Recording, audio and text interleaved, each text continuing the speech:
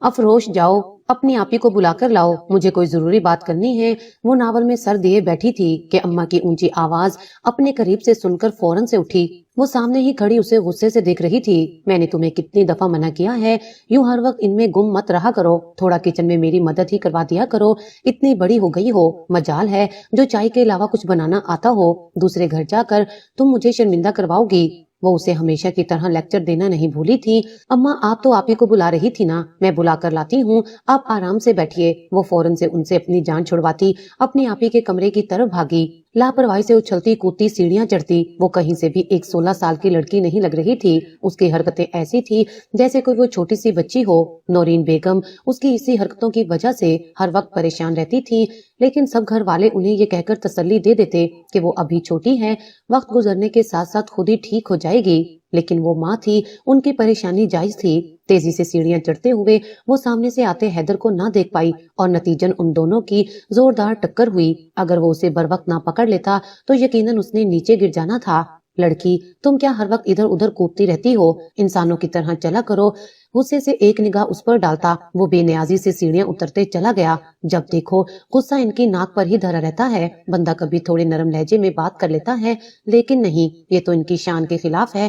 ان کی پشت دیکھ کر وہ بڑبڑاتے ہوئے آپ ہی کے کمرے کی طرف بڑھ گئی۔ دروازہ کھول کر وہ اندر داخل ہوئی تو وہ گرم چادر پہنے کھڑکی کے سامنے کھڑی نہ جانے کیا تلاش کر رہی تھی۔ آپی، آپ کو اماں بلا رہی ہیں۔ ٹھیک ہے تم جاؤ، میں آتی ہوں۔ نہ محسوس انداز میں اپنی آنکھوں کی نمی صاف کرتے وہ نیچے کی طرف بڑھ گئی۔ سردیوں کے دن اسے ہمیشہ ہی اداس کرتے تھے۔ یہ مہینہ اسے اپنے بابا کی یاد دلاتا تھا۔ اسے آج بھی وہ ظالم دن اچھے سے یاد تھا جب اس کے بابا کی موت ہوئی تھی۔ اس وقت وہ 14 سال کی تھی، وہ بھی سردیوں کے دن تھے۔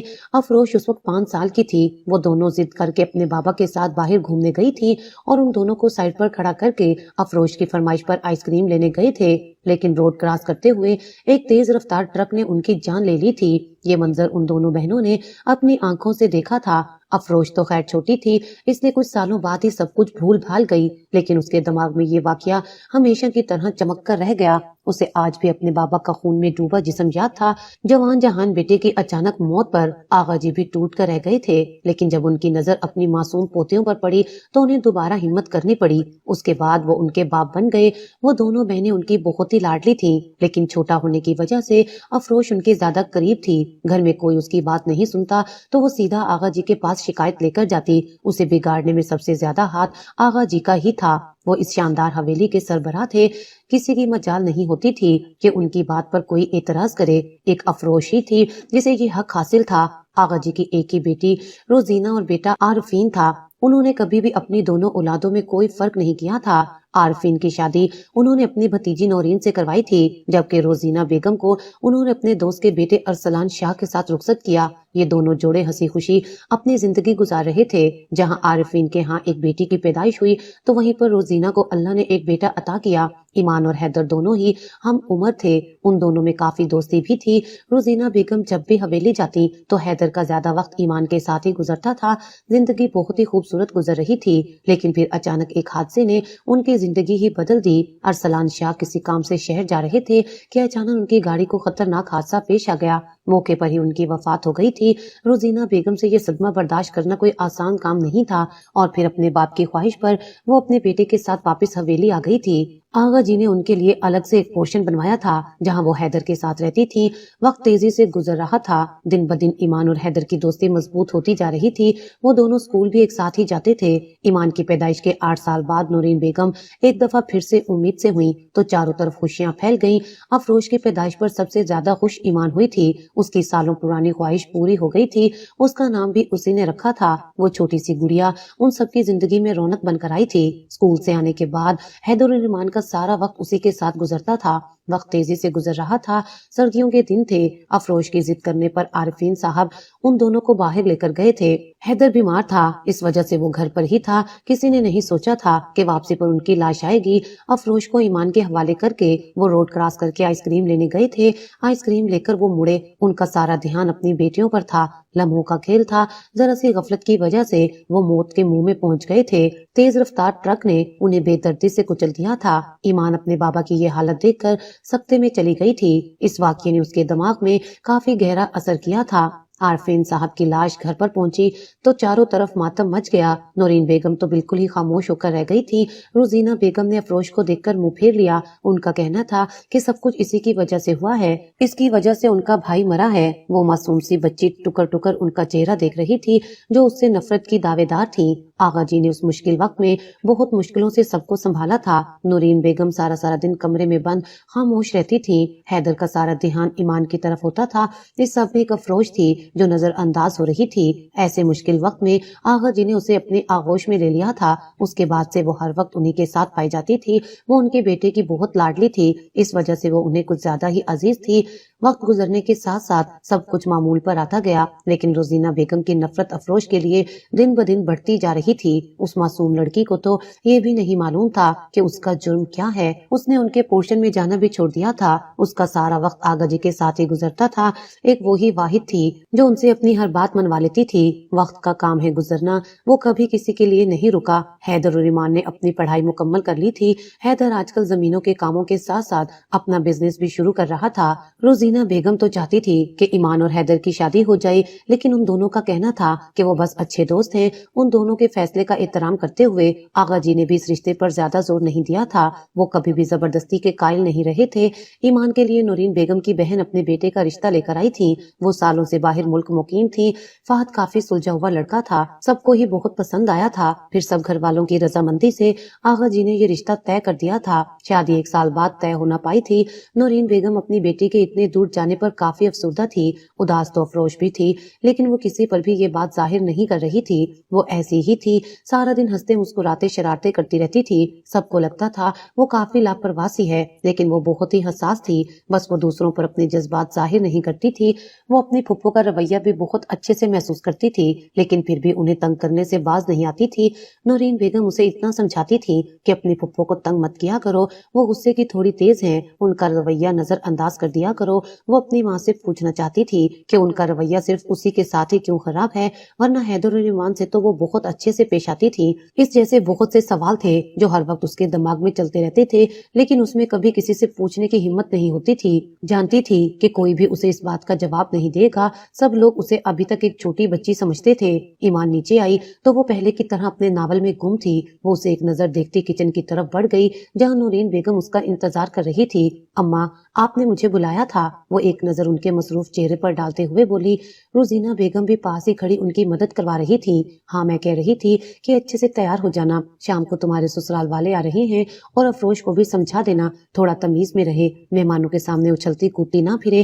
ایک تو میں اس لڑکی سے اتنا تنگ ہوں، میری کوئی بات سنتی بھی نہیں ہے، ہر وقت اس کی وجہ سے میں پریشان رہتی ہوں، پتہ نہیں دوسرے گھر جا کر کیا کرے گی۔ اماں، آپ کیوں پریشان ہوتی ہیں؟ ابھی وہ چھوٹی ہے، وقت گزرنے کے ساتھ ساتھ ٹھیک ہو جائے گی۔ وہ ان کی ہمیشہ کی پریشانی سن کر انہیں تسلی دیتے ہوئے بولی۔ بھابھی، میں تو کہتی ہوں کہ ایمان کے ساتھ ساتھ اسے بھی رخصت کر دیں، ویسے بھی بیٹیوں کی وقت سے شادی ہو جائے تو اچھا ہوتا ہے۔ روزینہ بیگم ہمیشہ کی طرح اس کے ذکر پر تلخی سے بولی۔ پھپھو، آپ کیسی باتیں کر رہی ہیں؟ وہ تو ابھی چھوٹی ہے، اس کی پڑھنے کی عمر ہے، اسے ایک اچھا ڈاکٹر بننا ہے، اس کے بعد ہی ہم اس کی شادی کا سوچیں گے۔ ایمان ان کی بات سن کر مسکراتے ہوئے بولی۔ اس کی خواہش تھی کہ افروش ڈاکٹر بنے۔ اپنی بہن کی خواہش کو پورا کرنے کے لیے وہ کافی محنت کر رہی تھی۔ وہ ہمیشہ سے پڑھائی میں کافی تیز رہی تھی۔ وہ حیدر اور ایمان کی نسبت زیادہ ذہین تھی، چھوٹی چھوٹی باتوں کو فوراً سے ہی نوٹ کر لیتی تھی۔ اپنے باپ کی اپنی آنکھوں کے سامنے موت دیکھ کر ایمان کی خواہش تھی کہ وہ ڈاکٹر بنے، لیکن اچھے نمبر نہ آنے کی وجہ سے اس کا میڈیکل میں ایڈمیشن نہیں ہو پایا تھا۔ اس دن وہ بہت روئی بھی تھی۔ جب افروش نے اپنی بہن کو یوں روتے دیکھا تو وہ بے ساختہ ہی اس سے پوچھ بیٹھی۔ ایمان اپنی معصوم بہن کا چہرہ دیکھ کر اس سے ڈاکٹر بننے کی فرمائش کر بیٹھی تھی۔ اس دن افروش نے خود سے وعدہ کیا تھا کہ وہ ہر حال میں ڈاکٹر بنے گی، اور اپنے اسی وعدے کا پاس رکھتے ہوئے وہ دن رات محنت کر رہی تھی۔ ابھی وہ کالج کی 2nd ایئر میں تھی۔ پڑھائی کے علاوہ اس کا سارا وقت ناول پڑھنے میں گزرتا تھا۔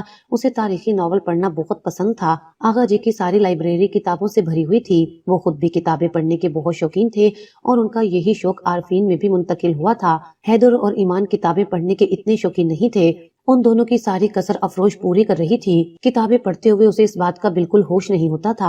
नौरीन बेगम उसकी इस आदत से बहुत तंग थी। उनका कहना था कि अब उसे किचन के काम सीखने चाहिए, लेकिन हमेशा ही उसे आगा जी ये कहकर बचा लेते कि वो अभी छोटी है। चाय बनाना भी उसने सिर्फ आगा जी के लिए ही सीखा था। उन दोनों दादा पोती को चाय बहुत पसंद थी।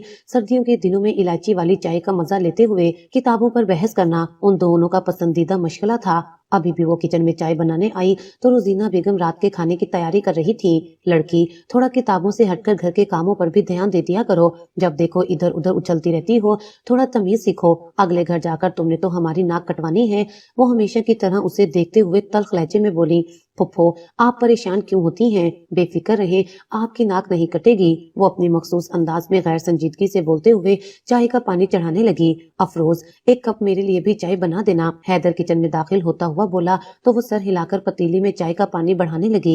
अपनी माँ की निस्बत हैदर का रवैया उससे काफी अच्छा था। वो उसे बिल्कुल अपनी छोटी बहन की तरह चाहता था। उसका ज्यादातर वक्त घर से बाहर ही गुजरता था। वो निस्बतन काफी संजीदा इंसान था। एक ईमान थी जिसके साथ वो हर बात कर लेता था।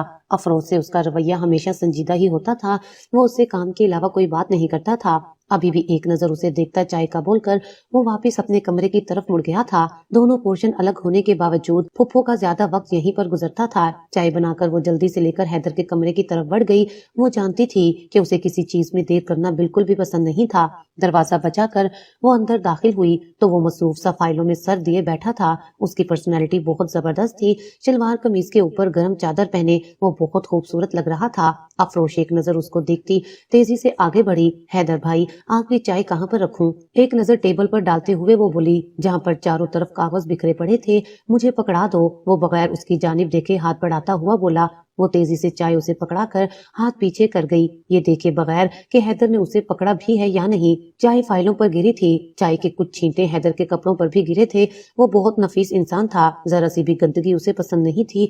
पागल लड़की, ये क्या किया तुमने? तुमसे तो कोई काम कहना ही फजूल है। सारा काम खराब कर दिया। अम्मा सही कहती है कि तुम्हारा कुछ नहीं हो सकता। वो गुस्से से उसका चेहरा देखते हुए ऊंची आवाज में बोला। अफरोश ने जिंदगी में पहली बार उसकी इतनी ऊंची आवाज सुनी थी। मैंने जानबूझकर नहीं किया, गलती से हो गया। वो बामुश्किल अपने आंसू रोकते हुए उसकी जानिब देखते हुए बोली, मैंने तुमसे पूछा कि तुमने जानबूझकर किया है या गलती से? फौरन से अपनी शक्ल गुम करो। हैदर उसकी बात सुनकर और ज्यादा गुस्से से बोला। दरवाजा खुला होने की वजह से उसकी आवाज आसानी से बाहर जा रही थी। उसकी ऊंची आवाज सुनकर आगा जी तेजी से कमरे में दाखिल हुए और सामने का मंजर देखकर एक लम्हे को उनके कदम वहीं पर रुक गए। अपनी लाडली पोती को यूं रोता देखकर उन्हें काफी तकलीफ हुई थी। वो तेजी से उसकी जानिब बढ़ते उसे अपने सीने से लगा गए। हैदर शाह, हमने आज तक अपनी पोती से ऊंची आवाज में बात नहीं की तो तुम्हारी हिम्मत कैसे हुई इसकी आंखों में आंसू लाने की? वो बगैर कोई लिहाज किए उसे डांटते हुए बोले, आगा जी, आप देख नहीं रहे इसने क्या किया है? मेरी घंटों की मेहनत लम्हों में बर्बाद कर दी। जबकि वो कह रही है कि गलती से हुआ है, तो फिर तुम्हें समझ लेना चाहिए कि गलती हुई है। कौन सा उसने जानबूझकर किया है? अगर तुम गुस्सा करने की बजाय इस मसले को सुकून से हल करो तो ज्यादा अच्छा होगा। आगा जी की बात सुनकर वो बामुश्किल अपना गुस्सा जब्त करता खामोश हो गया था। जानता था कि वो अफरोश के बारे में किसी की कोई बात नहीं सुनते। एक सख्त नजर उनके सीने से लगी अफरोश पर डालकर वो अपनी चीजें संभालने लगा, जबकि आगा जी उसे अपने साथ लगाए बाहर की जानिब बढ़ गए। आज इतने अरसे बाद उन्होंने उसकी आंखों में आंसू देखे थे और ये उनके लिए बहुत तकलीफ दे बात थी। अपने बेटे की वफात के बाद उन्होंने खुद से वादा किया था कि वो हमेशा इसका ख्याल रखेंगे। उन्होंने तो कभी खुद भी उससे ऊंची आवाज में बात नहीं की थी, ना ही अफरोश ने उन्हें कभी ये मौका दिया था। लेकिन पहली बार हैदर का ये रवैया देखकर वो काफी परेशान हो गए थे। उन्हें अपने होनहार नवासे से इस चीज की उम्मीद नहीं थी। आगा जी, मैंने जानबूझकर नहीं किया, वो सब गलती से हो गया। वो उनके सीने से लगे रोते हुए उन्हें वजाहत दे रही थी। मैं जानता हूँ मेरा बच्चा कोई गलती नहीं कर सकता। मैं उस हैदर का भी सही से दिमाग ठीक करता हूँ। उसकी हिम्मत कैसे हुई मेरी पोती से ऊंची आवाज में बात करने की? चलो अब जल्दी से अपने आंसू साफ करो। जानती हो ना कि मुझे कितनी तकलीफ होती है। वो बेबसी से उसको देखते हुए बोले, आगा जी, मैं नहीं रो रही, ये तो खुद ब खुद निकल रहे हैं। वो मासूमियत से उनको देखते हुए बोली तो वो शफकत से उसका सर चूम गए। चलो तुम जल्दी से कोई किताब निकालो, मैं तब तक ईमान को चाय का बोलकर आता हूँ। वो प्यार से उसके सर पर हाथ रखते हुए बाहर की तरफ बढ़ गए। इस उम्र में भी वो काफी फिट थे। उन्हें देखकर नहीं लगता था कि वो इतने बूढ़े हैं। उनके जाने के बाद वो अपनी पसंद की किताब निकालकर पढ़ने लगी। 15 मिनट बाद उनकी वापसी हुई तो साथ में ईमान भी थी। थोड़ी देर बाद ही वो दोनों चाय की चुस्कियां लेते हुए अपनी बातों में मसरूफ थे। वैसे तुम्हारे पेपरों की तैयारी कैसी चल रही है? आगे तुमने सोचा है कि कौन से कॉलेज में एडमिशन लोगी? वो चाय का कप नीचे रखते हुए उसकी जानिब देखते हुए बोले। जी मेरी तैयारी बहुत अच्छी चल रही है, लेकिन मुझे समझ नहीं आ रहा आगे कौन से कॉलेज में एडमिशन लूं। आप ही बताइए, मुझे तो सारे ही अच्छे लग रहे हैं। वो मासूम सा चेहरा बनाए उनकी जानिब देखते हुए बोली। आगा जी पिछले हफ्ते ही कुछ मेडिकल कॉलेज देख कर आए थे। वो चाहते थे कि वो उनमें से कोई एक को सिलेक्ट करे, लेकिन उसे सारे ही अच्छे लग रहे थे। उसने हमेशा की तरह ये फैसला भी आगा जी के कंधों पर डाल दिया था। ठीक है, तुम अच्छे से पेपर दो, फिर उसके बाद हम देखेंगे कि तुम्हारे लिए कौन सा कॉलेज अच्छा है। थोड़ी देर बाद वो कुछ सोचते हुए बोले। अफरोज के पेपर शुरू हुए तो वो सारा दिन कमरे में बंद अपनी पढ़ाई में मसरूफ रहती। ईमानी उसके खाने पीने का ध्यान रख रही थी। जानती जो थी कि पढ़ाई की टेंशन में वो खाना पीना भी भूल जाती है। आज उसका आखिरी पेपर था। वो तैयार होकर नीचे आई तो आगा जी ने हैदर को उसे कॉलेज छोड़ने को बोला। उस दिन के बाद से उन दोनों का आमना सामना हुआ था। आगा जी की बात सुनकर वो खामोशी से अपनी चीजें संभालती बाहर की तरफ बढ़ गई और खामोशी से जाकर पिछली सीट पर बैठ गई। हैदर ने उसकी ये हरकत बामुश्किल बर्दाश्त की थी। वो जानता था कि उसे कुछ भी कहना फजूल है। उसकी जिद से अच्छी तरह वाकिफ जो था। गाड़ी में गहरी खामोशी छाई हुई थी। वो खामोशी से बाहर का मंजर देखती सोचों में गुम थी। गाड़ी एक झटके से कॉलेज के सामने रुकी तो वो बगैर कुछ कहे तेजी से उतरकर अंदर की जानिब बढ़ गई। उसने एक दफा भी हैदर की जानिब देखना गवारा नहीं किया था। उसके उतरते ही वो तेजी से गाड़ी आगे बढ़ा गया। पेपर देकर वो बाहर आई तो थोड़ी देर बाद ही हैदर उसे लेने आ गया था। आज ड्राइवर छुट्टी पर था, इसलिए उसे लाने और छोड़ने की जिम्मेदारी आज हैदर के जिम्मे थी। वापसी के वक्त भी गाड़ी में खामोशी छाई हुई थी। वो घर पहुंची तो खाना खाकर वो सीधा सोने के लिए चली गई थी। शाम तक उसे किसी ने भी तंग नहीं किया था। असर की नमाज पढ़कर वो बाहर आई तो सारे घर वाले लाउंज में बैठे बातों में मसरूफ थे। आगा जी अभी तक वापस नहीं आए थे। ईमान से पूछने पर पता चला कि आज उन्होंने वहीं पर रुकना था। वो खामोशी से बैठी बाकी सबको देख रही थी। वो वहाँ पर काफी बोरियत महसूस कर रही थी। थोड़ी देर बाद ही वो वहाँ से उठी, आगा जी की लाइब्रेरी की तरफ बढ़ गई। उसका यूं खामोशी से उठकर जाना हैदर ने बहुत शिद्दत से नोट किया था। न जाने क्यों उसका यूं सबके दरमियान से उठकर जाना उसे पसंद नहीं आया था। आगा जी की वापसी अगले दिन शाम के वक्त हुई थी। पेपरों के बाद ही उसने अपने टेस्ट की तैयारी शुरू कर दी थी। साथ में ईमान की शादी की तैयारियां भी चल रही थी। 2 महीने बाद ही उसकी शादी की तारीख तय हुई थी। रोजीना बेगम तो चाहती थी कि हैदर के लिए भी रिश्ते देखना शुरू करें, लेकिन वो हमेशा की तरह उन्हें मना कर गया। उसका कहना था कि वो अभी शादी नहीं करना चाहता, जबकि आगा जी उसके लिए कुछ और ही सोचे बैठे थे। वो जानते थे कि रोजीना बेगम कभी भी इस बात पर राजी नहीं होंगी, लेकिन उन्हें अच्छे से पता था कि अपनी बेटी को कैसे मनाना है। अपने टेस्ट के साथ साथ शादी की तैयारियों में मसरूफ होकर वो बिल्कुल घन चक्कर बन गई थी। उसे अपनी खाला पर गुस्सा आ रहा था, जिन्हें यही वक्त मिला था शादी करने को। अगर वो 1 महीना और लेट कर देती तो कौन सी कयामत आ जानी थी। ये उसके ख्यालात थे जिन्हें वो किसी के सामने बोल नहीं सकती थी। शॉपिंग की वजह से उन लोगों के हर दूसरे दिन शहर के चक्कर लग रहे थे, लेकिन अफरोज एक बार भी उन लोगों के साथ नहीं गई थी। आगा जी ने भी सबको उसे तंग करने से सख्ती से मना किया था। टेस्ट देकर वो फारिग हुई तो उसने सुकून का सांस लिया। वैसे तो उसका टेस्ट बहुत अच्छा हुआ था, लेकिन फिर भी उसे टेंशन थी कि अगर उसका नाम नहीं आया तो वो क्या करेगी। आगा जी उसे समझा समझा कर थक गए थे, लेकिन वो कुछ भी सुनने को तैयार नहीं थी। शादी की बस थोड़ी ही तैयारियां रह गई थी। सुबह ही रोजीना बेगम और ईमान हैदर के साथ शहर जा रहे थे। आगा जी ने अफरोज को भी जबरदस्ती उनके साथ भेजने का फैसला किया था। वो चाहते थे कि वो भी उन लोगों के साथ थोड़ी घुल मिल जाए।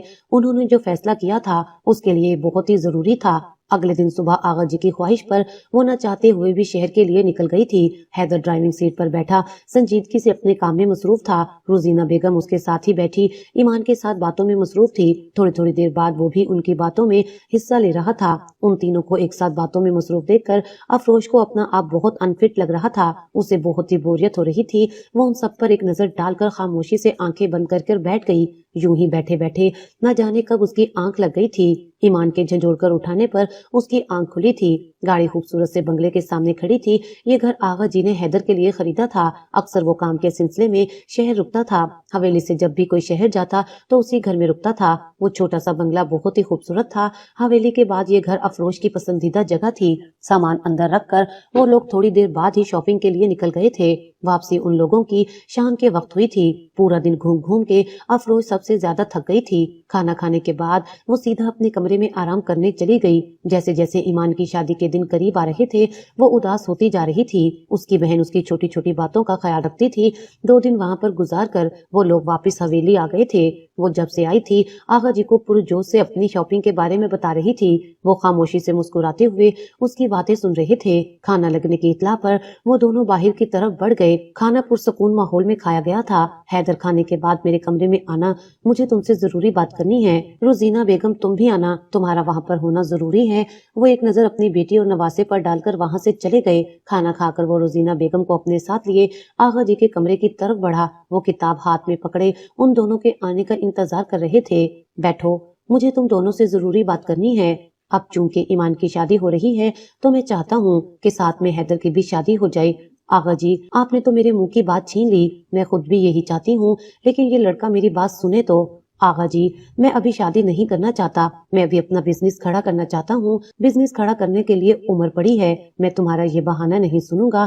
میں نے تمہارے لیے لڑکی پسند کر لی ہے اور امید کرتا ہوں کہ تم ماں بیٹے کو اس رشتے پر کوئی اعتراض نہیں ہوگا، لیکن لڑکی ہے کون یہ تو بتا دیں۔ روزینہ بیگم اپنے باپ کی طرف بے چینی سے دیکھتے ہوئے بولی۔ افروش، اور کون؟ تمہارے سامنے ہی پلی بڑی ہے، بہت ہی فرما بردار بچی ہے۔ انہوں نے تو روزینہ بیگم پر دھماکہ ہی کیا تھا۔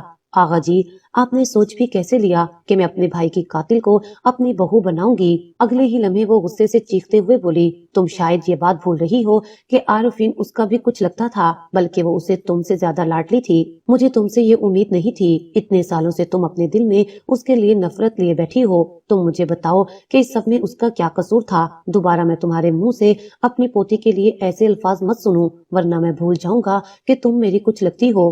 آغا جی کا اتنا سخت لہجہ دیکھ کر وہ ایک لمحے کو خاموش رہ گئی۔ برخوردار، اگر تمہیں بھی اس رشتے پر کوئی اعتراض ہے تو سیدھا منع کر دو۔ میری پوتی کو رشتوں کی کوئی کمی نہیں ہے۔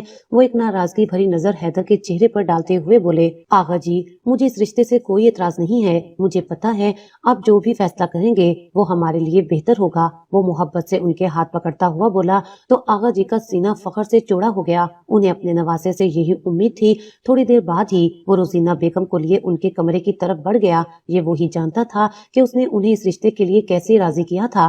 اس دن کے بعد سے ان کے رویے میں ایک مثبت تبدیلی آئی تھی۔ وہ اب افروش کو کچھ بھی نہیں بولتی تھی۔ ان کا رویہ آہستہ آہستہ اس کے ساتھ ٹھیک ہو رہا تھا۔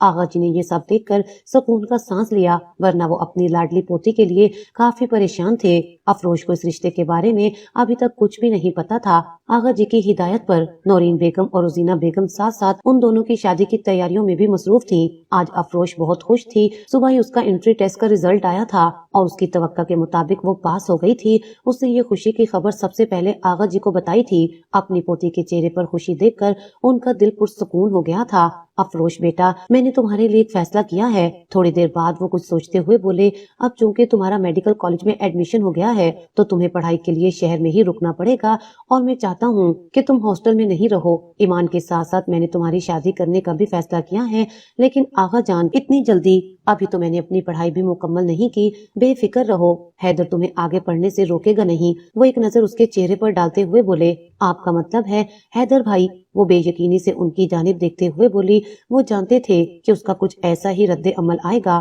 ہاں، میں نے تمہارا رشتہ حیدر سے طے کر دیا ہے۔ تمہاری پھپھو کو بھی اس پر کوئی اعتراض نہیں ہے۔ وہ اب تمہارے ساتھ کبھی بھی غلط رویہ نہیں رکھیں گی۔ میں جانتا ہوں کہ تمہارے دماغ میں اس رشتے کو لے کر بہت سے سوالات ہیں، لیکن میں چاہتا ہوں کہ تم ساری زندگی میری نظروں کے سامنے رہو اور بے فکر رہو۔ اگر حیدر نے تمہیں کچھ بھی کہا تو میں اس کے کان کھینچوں گا۔ آغا جی کے پیار سے سمجھانے پر وہ خاموش ہو گئی تھی۔ اسے سمجھ نہیں آ رہی تھی کہ وہ کیا کرے۔ ساری زندگی وہ اسے بڑے بھائی کی حیثیت سے دیکھتی آئی تھی اور اب اچانک ہی ان دونوں کی شادی ہو رہی تھی۔ جیسے جیسے شادی کے دن قریب آ رہے تھے اس کی گھبراہٹ بڑھتی جا رہی تھی، اور پھر وہ دن بھی آن پہنچا جب وہ اس کے کمرے میں بیٹھی خاموشی سے اس کا انتظار کر رہی تھی۔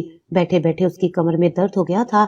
تھوڑی دیر اور انتظار کرنے کے بعد جب وہ نہیں آیا تو وہ چینج کرنے ڈریسنگ روم کی طرف بڑھ گئی۔ وہ چینج کر کے باہر آئی تو اسی وقت حیدر بھی دروازہ کھول کر تیزی سے کمرے میں داخل ہوا، لیکن اسے سادہ حلیے میں دیکھ کر اسے غصہ آ گیا۔ یہ تم نے کس کی اجازت سے چینج کیا ہے؟ وہ سختی سے اس کا بازو پکڑتا ہوا بولا۔ حیدر بھائی، میرا ہاتھ چھوڑیں، مجھے درد ہو رہا ہے۔ وہ بامشکل درد برداشت کرتے ہوئے بولی۔ लेकिन अनजाने में वो उसका गुस्सा और बढ़ा गई थी। बेवकूफ लड़की, भाई नहीं हूँ मैं तुम्हारा, क्यों अपना और मेरा रिश्ता खराब करने पर तुली हो। अफरोज रोते हुए उसका ये अंदाज देख रही थी। उसको उसके गुस्से से हमेशा ही डर लगता था। खबरदार, जो तुम्हारे मुंह से एक आवाज भी निकली वरना तुम्हारे लिए अच्छा नहीं होगा।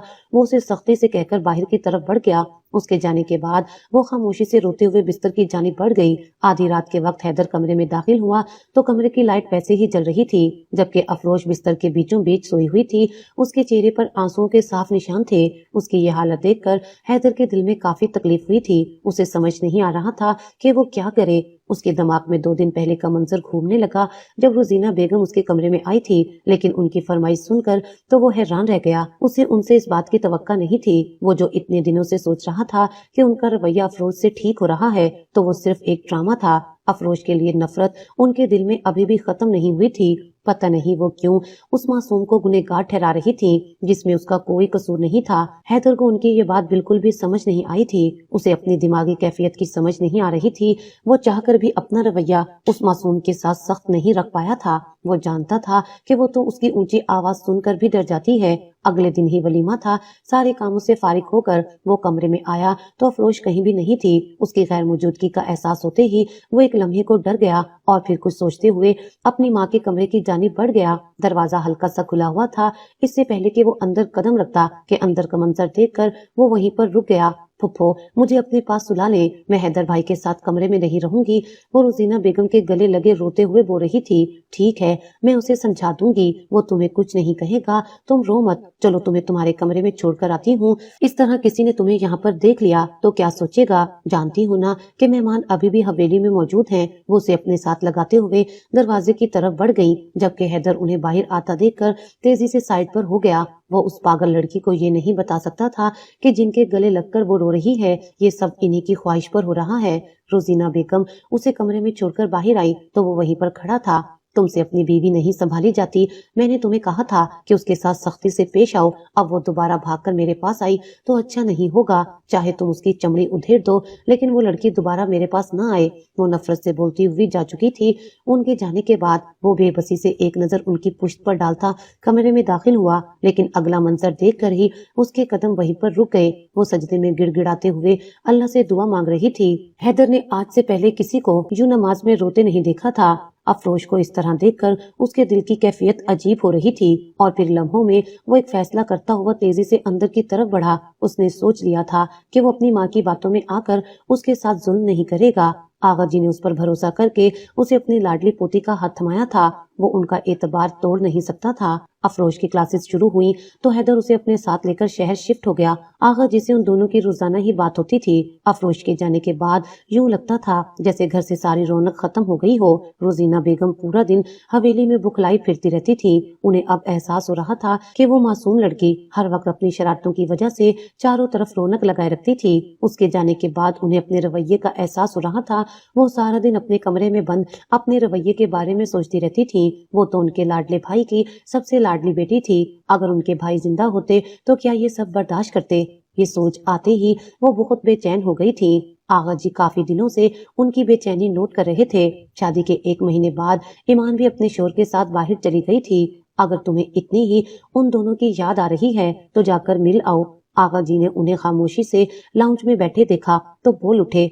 आगा जी, क्या वो मुझे माफ कर देगी। वो बेबसी से उनकी जानिब देखते हुए बोली, बेफिक्र रहो, मेरी पोती बहुत नरम दिल है। वो किसी के लिए भी अपने दिल में नफरत नहीं रख सकती। तुम ऐसे ही इतने सालों तक उसके लिए अपने दिल में नफरत रखे बैठी थी। अभी भी ज्यादा वक्त नहीं गुजरा, जाओ और जाकर उससे माफी मांगो।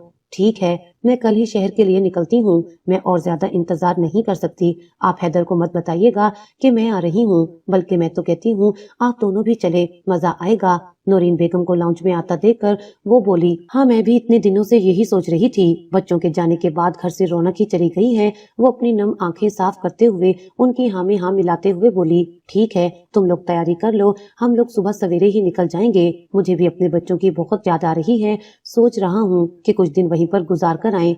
آج چھٹی کا دن تھا۔ وہ فریش ہو کر نیچے آئی تو حیدر کچن میں ناشتے کی تیاریوں میں مصروف تھا۔ ویسے تو گھر کے کام کاج کے لیے ملازمت تھی، لیکن چھٹی والے دن ناشتہ حیدر خود ہی بناتا تھا۔ اس نے افروش کے اوپر کوئی بھی ذمہ داری نہیں ڈالی تھی۔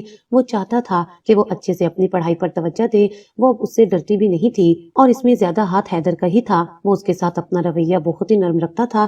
وہ جانتا تھا کہ آغا جان نے کبھی بھی اس کے ساتھ سختی نہیں کی۔ ابھی بھی وہ تیزی سے ہاتھ چلاتے ہوئے کام میں مصروف تھا، جبکہ وہ خاموشی سے ٹیبل پر بیٹھی ناشتے کا انتظار کر رہی تھی۔ بیل بجنے کی آواز پر وہ دونوں ہی چونک گئے تھے۔ تم یہیں پر بیٹھو، میں دیکھتا ہوں۔ افروش کو اٹھتا دیکھ کر وہ تیزی سے اسے بیٹھنے کا اشارہ کرتے ہوئے دروازہ کھولنے چلا گیا۔ سامنے ہی سارے گھر والوں کو دیکھ کر وہ خوش ہونے کے ساتھ ساتھ حیران بھی ہوا تھا۔ آغا جی ایک نظر اس کو دیکھتے اپنی مسکراہٹ دباتے اندر کی طرف بڑھ گئے۔ تھوڑی دیر بعد ہی وہ سب لاؤنج میں بیٹھے باتوں میں مصروف تھے۔ آغا جی مسکراتے ہوئے اپنے بچوں کو دیکھ رہے تھے۔ یہ منظر دیکھنا ان کی سالوں پرانی خواہش تھی، جو